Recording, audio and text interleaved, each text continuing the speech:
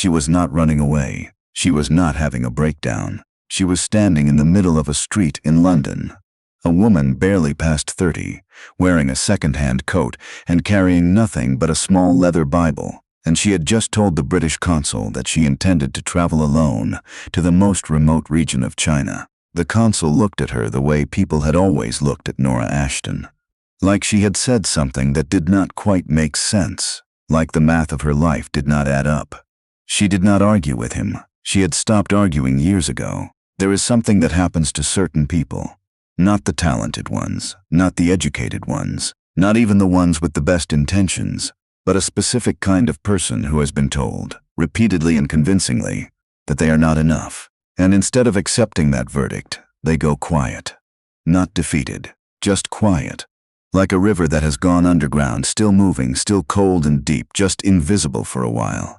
Nora Ashton went underground for a long time. She was born in 1898 in a small town outside of Guelph, Ontario, the third daughter of a Presbyterian minister who believed in the goodness of God and the importance of keeping one's feet on the ground.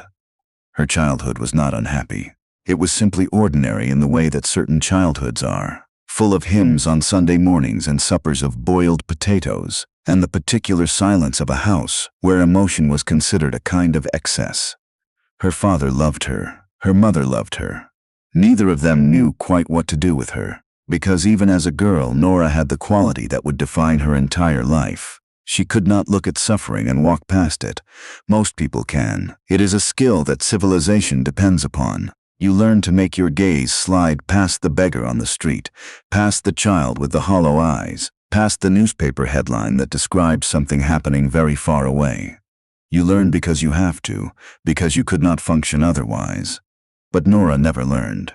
Or perhaps she refused to. Every face held her. Every story landed in her chest like something heavy. She was 8 years old when she read a missionary pamphlet about inland China that had been left on her father's desk, and she sat with it for a very long time, in the particular stillness of a child who has just understood something that will not leave her alone. She did not tell anyone. That was the beginning of her going underground. She grew up. She finished school. She took a job as a parlour maid in a house in Toronto because there was no other work available to a woman without connections or credentials. And she served tea and pressed linens and listened to the conversations of people who had access to a world she could not enter. She saved money with the seriousness of someone who is saving toward something specific, even if she could not yet name what it was. Then she read the pamphlet again. A different pamphlet this time, from the China Inland Mission. And the words that caught her were not the ones about adventure or glory or even sacrifice. They were simpler than that. They said, "There are villages where no one has yet gone." That sentence did not leave her. She applied to the China Inland Mission when she was 26. She filled out every form carefully, answered every question honestly, and waited.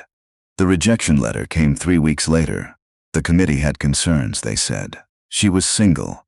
She had no formal theological training. She was at 26 already considered somewhat past the ideal age for candidate selection. They wished her well. She sat with that letter for a long time. Then she applied again. The second rejection was more detailed. They were genuinely sorry, they said. They admired her persistence, but the standards existed for good reason. China was not a safe posting. The interior regions were especially unstable. They could not, in good conscience, send a woman of her profile into that environment. Here is what Nora did not do. She did not give up. And here is what she did not do that is perhaps more interesting. She did not become bitter. There is a kind of determination that curdles into resentment when it meets resistance, and a different kind that simply adjusts its course. Nora was the second kind. She had grown up reading about rivers in the hymns her father sang. She understood in some bone-deep way that water does not stop because it encounters a stone. It finds a way around. She kept her job in Toronto. She started studying Mandarin, not in a class. There were no classes available to her, but from a textbook she had ordered by post. In the evenings, after the dishes were done and the house was quiet, she sat at the small table in her room and said the tones aloud, badly at first, then less badly. Then, with a kind of stubborn competence that was characteristic of everything she did, she studied for 2 years. She saved enough money for a boat ticket. She wrote to the mission again, not to ask for their approval this time, but to inform them that she was coming independently, and that she hoped they might, upon her arrival, find some use for her. The reply was cooler than the previous rejections. They could not endorse an independent arrangement. They could not be responsible for her safety. They strongly advised against this plan. She thanked them for their response and bought the ticket anyway. The journey from Vancouver to Shanghai in 1930 was not romantic. It was 6 weeks of ocean and uncertainty, and the particular loneliness of crossing a border between the world you have always known and one that has not yet decided what to make of you. She was seasick for the first 2 weeks. She had very little money, barely enough for the train fare she would need once she arrived on land. She shared a cabin with a woman traveling to visit her husband, who asked Nora politely where she was going, and then went quiet when Nora told her. She arrived in Shanghai in November. The city was nothing like she had imagined. Louder, denser, more broken and more alive than any description had prepared her for. She found a mission house that would take her in temporarily, and for several weeks she simply worked. She helped with the children. She swept floors. She made herself useful in the small, wordless ways she had learned in the houses of Toronto. And she listened, and she watched, and she continued her Mandarin. The mission workers in Shanghai were not unkind, but they did not know what to make of her either. She was not affiliated with any organization. She had no funding, no official status, no plan beyond a conviction that she was supposed to go farther inland. There was a village. She had found it in the mission records, mentioned once in a letter from a worker who had since moved on. A village called Chong in Shanxi province, a place so remote that even the most dedicated workers had not sustained a presence there.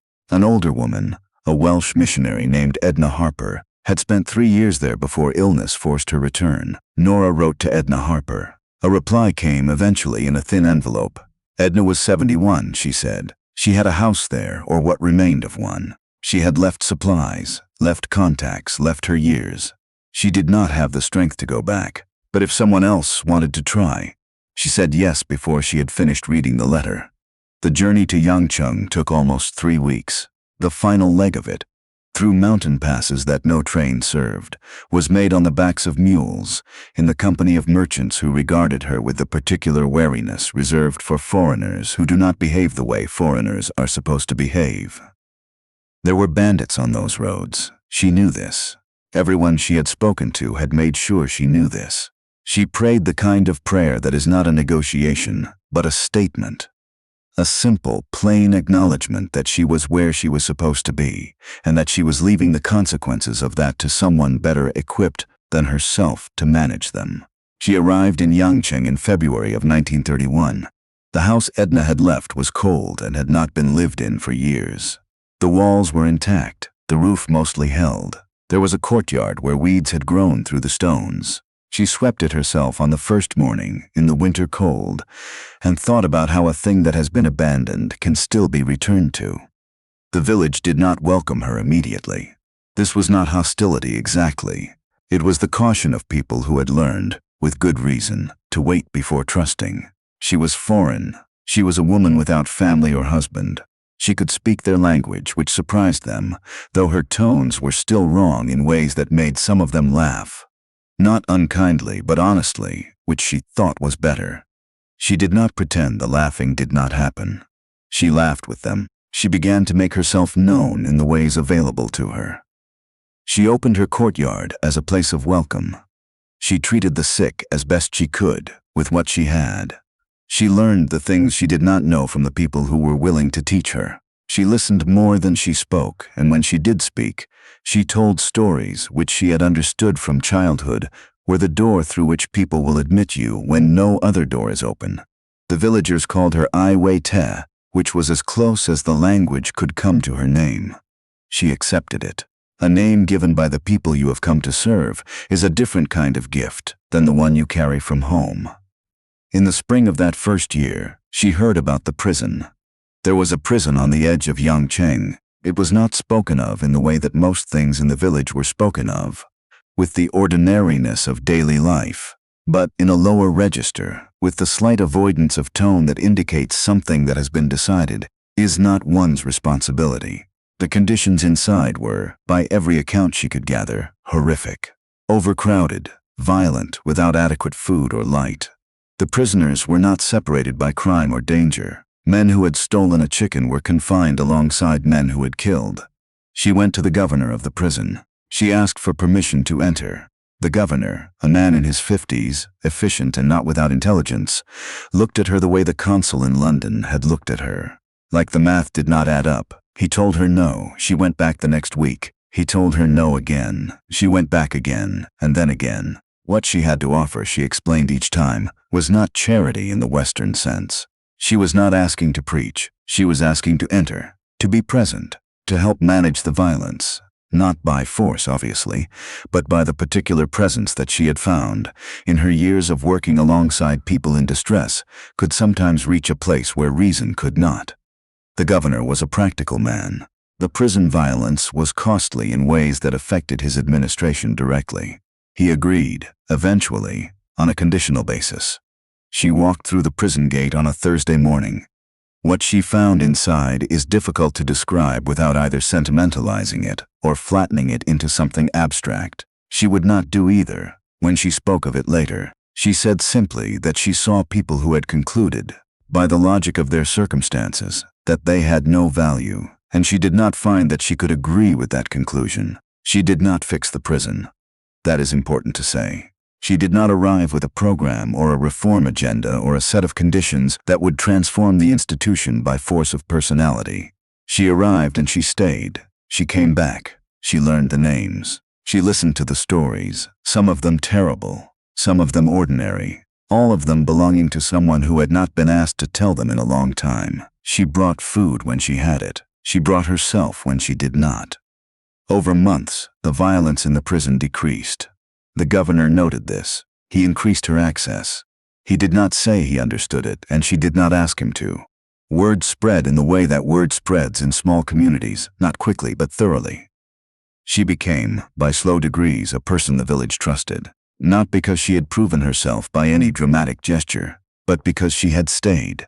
Trust is built the same way everywhere, by the person who is still there on the ordinary day, the unremarkable Tuesday, when there is no crisis and no audience, and nothing to be gained by presence except presence itself. In 1936, the governor of the region appointed her as an official foot inspector. It was a bureaucratic role, overseeing the campaign to end foot binding, that required her to travel to villages throughout the province. She accepted. It meant access to the interior that no foreign worker had achieved. She took it seriously, traveling by foot and mule through mountains that had no roads, carrying the weight of her own equipment and the particular tirelessness that had always been her most useful quality. She was 38 years old, and she had not slowed down. What she did not know in 1936 was that the world was about to make her invisible plan impossible. The Japanese invasion changed everything in China. By 1938, the bombing had reached Yangcheng. She moved civilians. She hid people in her house. She organized the movement of the wounded through mountain passes, where she had spent years learning every bend. When the missionaries she knew began to leave, she stayed. And when she finally understood that staying was no longer protecting anyone, but was instead exposing those she had sheltered, she did the thing that cost her the most. She moved the children. There were nearly 100 of them, orphans and the abandoned, and the children whose parents had pressed them into her hands at the last moment. Understanding that she was the one who would not leave them, she had to move them over the mountains to the Yellow River, 110 kilometers, through territory that was actively hostile. She was not well. She had never fully recovered from the typhus she had contracted 2 years earlier, and the relapse she was in the middle of pretending not to be, having made every step harder than the last. She did not tell the children this. They ranged in age from 4 to 16, and the ones who were old enough to know she was ill were old enough to be frightened for her, and she could not afford for them to be frightened. So she told stories, walking through mountain passes, at altitude, with a fever she refused to name. She told stories to keep them moving, The old stories from Shanshishi, the stories from the Bible, the stories she had heard from the merchants on the Mule Road in 1931. 1 foot, and then another foot, and a story to fill the space between steps. It took 12 days. They came down out of the mountains and crossed the Yellow River, and arrived at a refugee center at Fupeng. She left the children there, all of them alive. Then she collapsed. The breakdown that followed was total. The body had done what she had asked of it, and then it had stopped, like a machine that has run until it simply cannot. She was treated at a mission hospital. She was 39 years old, and the doctors spoke carefully around her, in the way that doctors speak when they are deciding what to say. She had had typhus, she had had pneumonia, she had malnutrition and physical exhaustion that had gone past the point of simple recovery. She did not recover quickly. This is part of the story that is easy to pass over, because it does not have the narrative shape of heroism. But it is perhaps the most important part. She lay in a hospital bed for months. She could not write. She could not always speak clearly. There were days when the woman who had walked through mountain passes with 100 children was too weak to walk to the end of the ward. She had not known she was doing anything remarkable. That is what she said. Later, when people began to tell her she had not known she was brave. She had been frightened every day. She had simply found each morning that the fear was not as large as the reason to keep going. And so she had kept going. She was brought eventually to a mission station in Sian, and there she began, slowly, the long work of rebuilding. She learned to eat again. She learned to sleep without nightmares, or rather to sleep despite them. She began to speak publicly, not because she sought it, but because the requests came, and she found she could not refuse them, because the faces in the rooms were looking at her the way the faces in the villages had looked at her, and she had never been able to look at a face that was looking for something and turn away. She became known. A book was written about her in 1957, and then a film was made. And suddenly the woman who had spent 20 years being invisible in the mountains of Shaanxi was recognizable in church halls and mission conferences, and the parlors of the kind of women who had been her employers in Toronto a long time ago. She did not know what to do with this, exactly. She was not comfortable with the shape that the story had taken in other people's hands. It was cleaner than she knew the reality to be, more linear, with sharper edges than the actual years had had. She went to Taiwan in 1953 because the political situation on the mainland made her return to Shaanxi impossible. She started again. She was 55 years old, and she opened an orphanage because she had understood by now that the thing she was suited for would not change even when the geography did. Children in need were children in need. A courtyard that had been abandoned could still be returned to. She worked in Taiwan for the rest of her life. She died on January 3, 1970. She was 71 years old, which is exactly the age that Edna Harper had been when she wrote the letter that brought Nora Ashton to Yangcheng in the first place. She did not climb the mountain because she was unafraid of it. She climbed it because she could not stay at the bottom and remain herself. Have you ever suspected that the life you are supposed to live is larger than the life you are currently living? That there is a version of you that is still underground, still moving, still waiting for the moment when the stone gives way. Nora Ashton was 30 years old and standing in a second-hand coat outside the office of a consul who did not believe in her plan. She had no credentials. She had no backing. She had 2 years of evening Mandarin lessons and a boat ticket, and the particular stubbornness of a person who has made peace with the possibility of failure and decided to go anyway. The cost of the platform is almost always the death of the image, the version of yourself that needs the world to make room before you will step into it. She paid that cost in Toronto parlors and mission rejection letters, and mountain passes and hospital beds. And she paid it quietly without anyone watching, which is the only way that cost can really be paid. If you are willing to be the stream, to go underground when you must, and surface where the ground allows. If you are willing to pay what it costs without knowing what it will ultimately buy, then there is no telling what the river becomes. Don't forget to like this video and subscribe to Circle of Voices, Stories and More. There are more stories coming that deserve to be told. We will see you there.